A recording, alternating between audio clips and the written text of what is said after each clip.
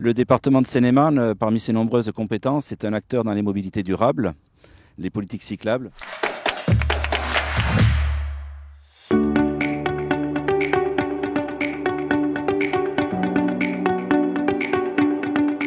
Lorsqu'on conçoit un aménagement cyclable, on conçoit tout d'abord un aménagement routier. La partie cycle est inclue dans les usages de la route.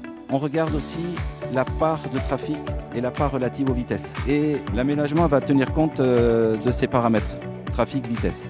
Pour ce genre d'aménagement, ici le grand itinéraire cyclable et plus spécifiquement la chaussée à voie centrale banalisée, cela concerne des routes avec un trafic modéré, trafic qui ne doit pas dépasser 5000 véhicules jour.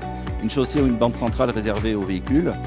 Lorsque deux véhicules se croisent, ils vont s'écarter et en faisant attention, la présence éventuelle de cyclistes. Et les cyclistes, eux, vont rester sur la voie qui leur est dédiée, qui est matérialisée d'une couleur différente de la chaussée, pour justement rompre l'aspect visuel d'une trop grande chaussée et donner aussi un message en disant voilà, la voie cyclable a une certaine couleur et la voie réservée aux véhicules a une autre couleur.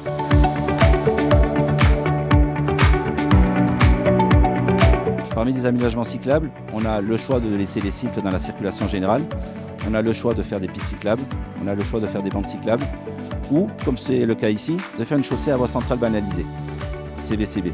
Et on peut mettre sur cet espace tous ces usages, sans avoir besoin de prendre du terrain, ce qui n'était pas la volonté, parce qu'on est dans un espace naturel. Et donc, ce qu'on a choisi, c'est de ne pas créer de pistes cyclables et de laisser les cycles sur la chaussée, tout en créant un aménagement qui pouvait assurer leur sécurité.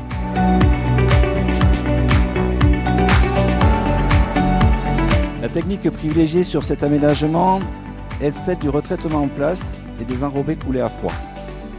L'usage de ces techniques permettent de préserver l'environnement en recyclant à 100% la chaussée qui était en place. On la remélange avec du matériau neuf et on la redépose pour créer une nouvelle chaussée avec une durée de vie de 15 à 20 ans supplémentaire.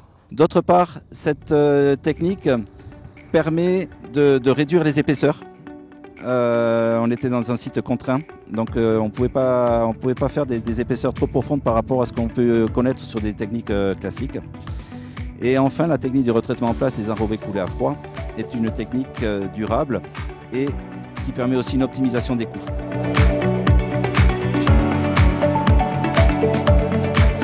La chaussée à voie centrale banalisée ou CVCB répond à un triple objectif. D'une part, une réduction des coûts. Par rapport à des techniques classiques, on va réduire les coûts quasiment de moitié. D'autre part, on a un impact nul sur l'environnement, sur l'aspect foncier. On n'a pas de terrain à acquérir. D'autre part, c'est une technique durable, une technique innovante et qui correspond en fait à ce qu'est le département de Seine-et-Marne. Un département qui est à la fois ouvert sur l'avenir, mais qui préserve en même temps la richesse de son patrimoine et la richesse de son environnement naturel.